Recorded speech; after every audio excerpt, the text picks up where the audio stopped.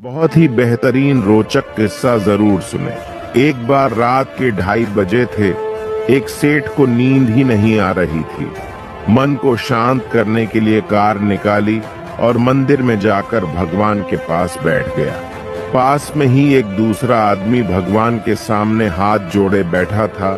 उसका उदास चेहरा देखकर सेठ ने पूछा, क्यों भाई, इतनी रात को मंदिर में क्या कर रहे हो? आदमी ने कहा, मेरी बेटी अस्पताल में है। सुबह यदि उसका ऑपरेशन नहीं हुआ तो वह मर जाएगी और मेरे पास ऑपरेशन के लिए पैसा नहीं है। उसकी बात सुनकर सेठ ने जेब में जितने रुपए थे वह उस आदमी को दे दिए। गरीब आदमी के चेहरे पर रौनक आई। सेठ ने उसे अपना कार्ड दिया और कहा, इसमें मेरा फोन नंबर और पता भी है और जरूरत हो तो निसंकोच बताना।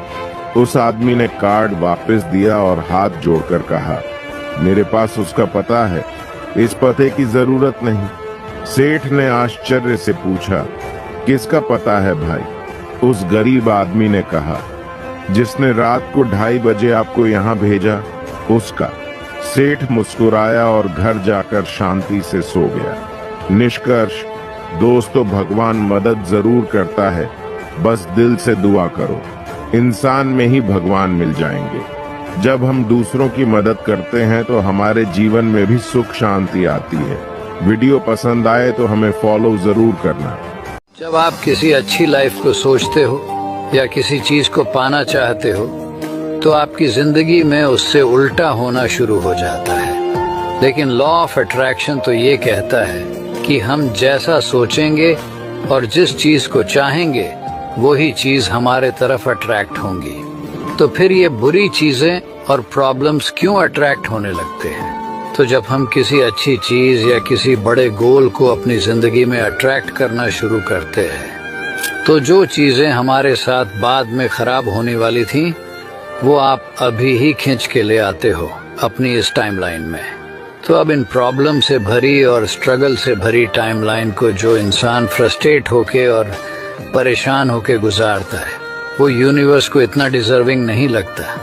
दरअसल यूनिवर्स आपको चेक करता है कि जो चीज आपने मांगी है क्या उसके लिए आप डिजर्विंग हो या फिर नहीं।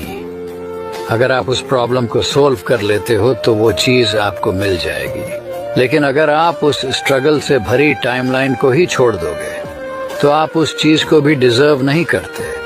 आपका जितना बड़ा गोल होगा उतनी ही बड़ी प्रॉब्लम को आपको फेस भी करनी पड़ेगी। तभी आप एक डिजर्विंग पर्सन बनोगे उस चीज के लिए। इसीलिए किसी भी चीज को पाने से पहले आप उसके लिए डिजर्विंग बनो।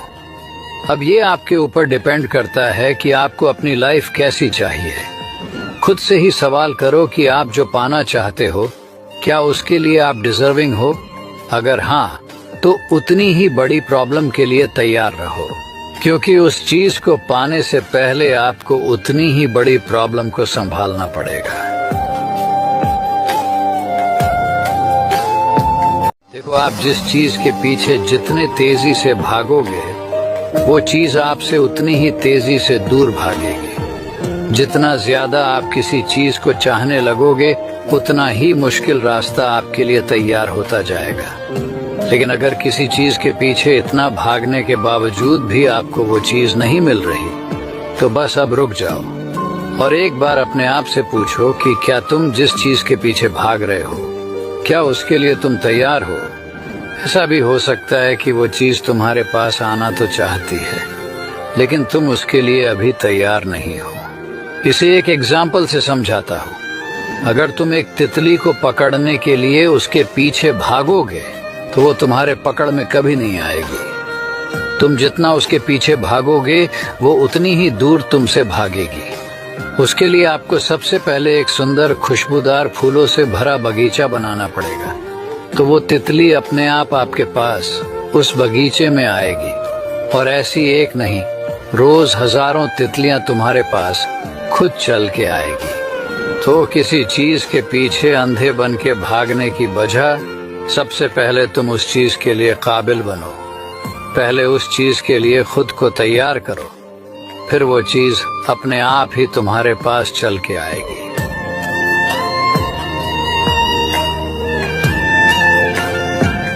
अगर अमीर बनना है तो पहले अपना माइंडसेट अमीरों वाला बनाओ।